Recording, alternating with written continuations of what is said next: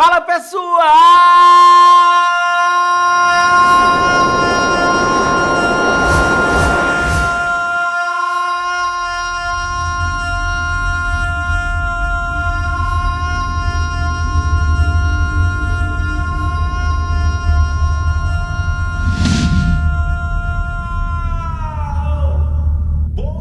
Oh não! Estamos aqui hoje mais uma vez no nosso canal Aprendi com o Papai e hoje para que a gente possa discutir sobre um tema muito importante.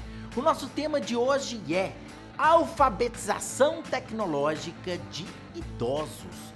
Gente, por que você está falando sobre esse tema? Estou falando sobre esse tema porque muitas pessoas colocaram para mim que existe um boato de que ele também pode ser um tema importante para o Enem. E aí, lógico, eu vou trazer esse tema para vocês e trazer todas essas discussões, porque eu concordo que esse tema é um tema realmente muito interessante e muito relevante. Por isso, você tem esse vídeo de hoje. Bom, em primeiro lugar, quando a gente fala sobre essa questão da alfabetização tecnológica de idosos, é muito importante que você coloque no seu texto que é super relevante que haja essa alfabetização tecnológica dos idosos. Essa alfabetização ela é fundamental e essa deve ser, claro, a tese do seu texto. Pensando nisso, é muito relevante que você perceba as próprias questões que envolvem o mercado de trabalho brasileiro. E isso pode entrar para você como uma argumentação, como um argumento. O que seria interessante que você discutisse? Você pode falar, por exemplo, que devido a vários motivos, inclusive por causa das mudanças da Previdência, os idosos vão passar mais tempo no mercado de trabalho. Hoje, para que os idosos consigam se manter no mercado de trabalho, é muito importante esse conhecimento sobre tecnologia, esse conhecimento sobre o uso de dispositivos digitais.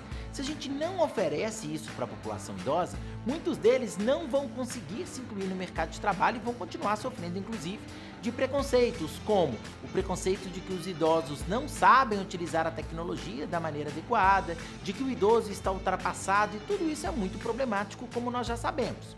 Outra coisa que é muito importante é que a gente consiga fazer uma relação entre o uso da tecnologia e a informação.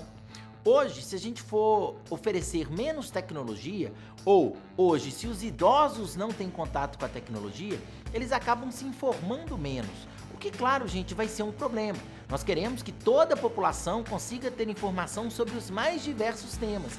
E isso é necessário que aconteça também com os idosos, que muitas vezes não se informam em relação a determinados assuntos por não ter um acesso tão amplo à tecnologia.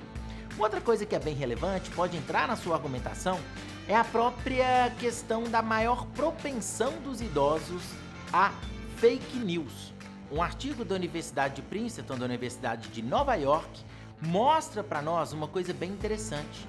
Você sabia que os idosos, eles têm uma tendência, as pessoas com mais de 65 anos, têm uma tendência 7 vezes maior de compartilhar notícias falsas que os jovens de 18 a 29 anos?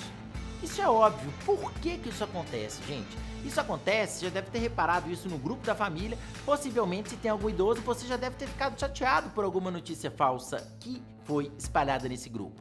Isso acontece, gente, porque não só os idosos, mas também os jovens, e isso se potencializa nos idosos, os idosos não têm educação midiática.